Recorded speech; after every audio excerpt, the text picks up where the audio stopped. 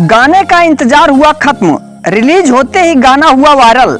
जी हाँ दोस्तों, अगर आप भी देखना चाहते हैं पावर स्टार पवन सिंह का कौन सा गाना रिलीज हुआ है तो इस वीडियो को एक लाइक करिए और चैनल को सब्सक्राइब करना बिल्कुल ना भूलें। दोस्तों, पावर स्टार पवन सिंह का बहुत बड़ा धमाकेदार सॉन्ग आने वाला है।